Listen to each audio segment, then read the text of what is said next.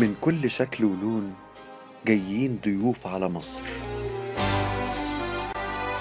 أجمل بلاد الكون وآثارها مالها حصر. فرعوني، قبطي، إسلامي،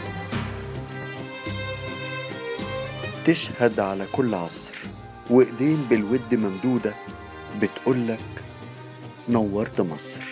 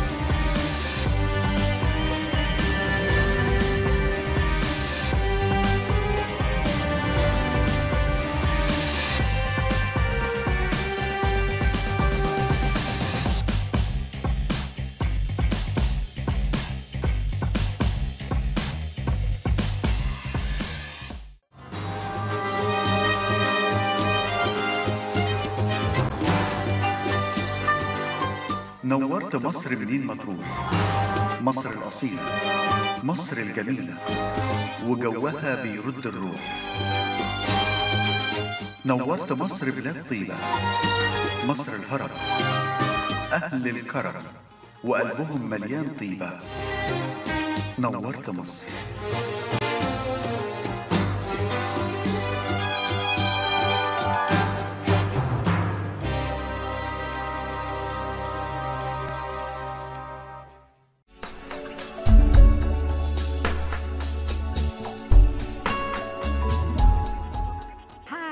My name is Graziella. I come from Italy. I have traveled a lot in my life. I have visited many countries like Syria, Israel, Jordan, Lebanon. I mean, because I like very much these countries. I have lived for 5 years in Vietnam. So I could also visit many countries in the Far East and get in touch with the different cultures.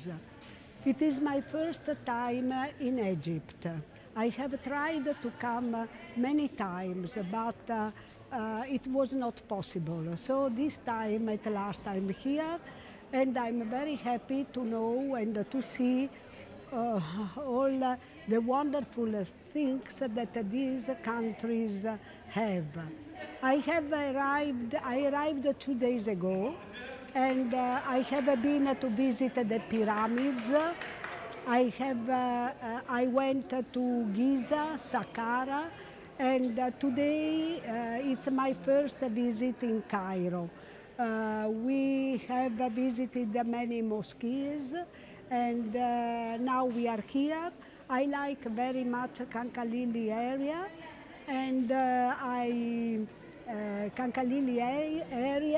and I'm very curious to see many other things. Tomorrow I'm leaving for Luxor. I will stay there for 5 days, and then from Aswan I will be back to Cairo, and I will finish visiting it. I'm very curious to visit the Egyptian Museum, especially now that it has been located in a new museum. I like very much Egyptian people. They are very nice and they are kind, and they are sometimes similar to the Italians, especially from the south of Italy. We like to speak with people and to know the local way of living. About the food, I haven't tasted too much up to now, but I'm very curious and I'm very happy to taste new, to have meals like local people have. I hope to stay here. I would like to live here for a long period so that I could understand better this culture. Thank you so much, and I'm happy to be here. مصر الجميلة بتناديك وكل ايد ممدودة ليك، ويا رب يبقى الجاي خير وأمان. سحر الطبيعة هرم ونيل وسهر وليل غير أي ليل، وعيون بتضحك ليك في كل مكان. بحر وسمح سحر وخيال على أرض الجمال، ما خطرش يوم عالبال. بحر وسمح سحر وخيال عرض الجمال، ما خطرش يوم عالبال.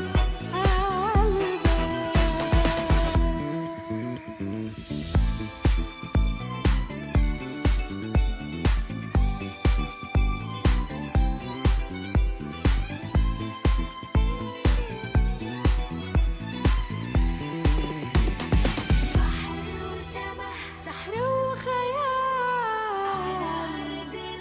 أرض الجمال، ما خطرش يوم عالبال. بحر وسمح سحر وخيال أرض الجمال، ما خطرش يوم عالبال.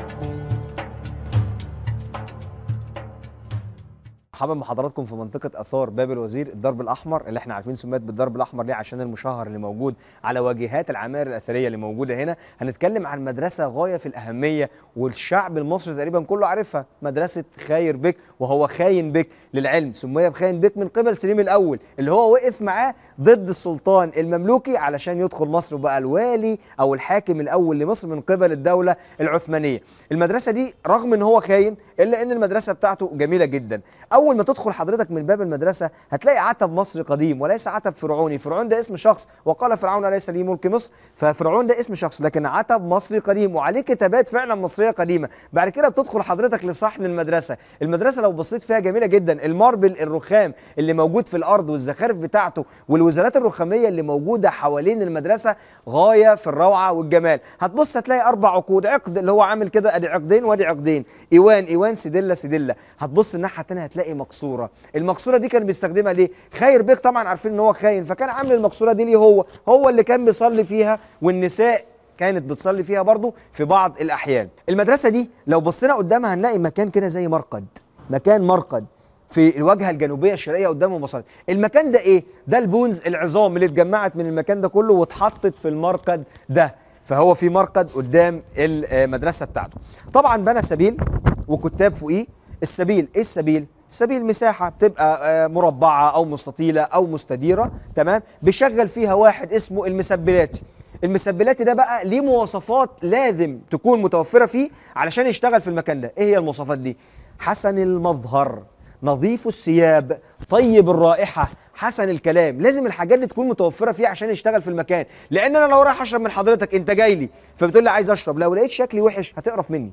لقد خلقنا الانسان في احسن تقويم، لكن لما يكون شكلي وحش وانت تشرب مش هتشرب. لو انا ريحتي وحشه هتجيب سمعه للمكان السبيل ده بتاع الامير خير بيك، ده في واحد ريحته وحشه هناك، فما تجيش تشرب منه. السبيل الصهريج بتاعه ما زال قائم حتى الان، لكن ما فيهوش ميه. الصهريج موجود، لو دخلت جوه هتلاقي الصهريج موجود، او البئر بعمق 9.5 متر. بنحط الجردل جوه، بنرفع الميه من خلال حبل، الحبل بحطه على حوض، بتمشي بعد كده في بايب ماسوره، الماسوره بتنزل على الشازروان. الشازروان اللي جوه ده شكله جميل جدا، غايه في الابداع.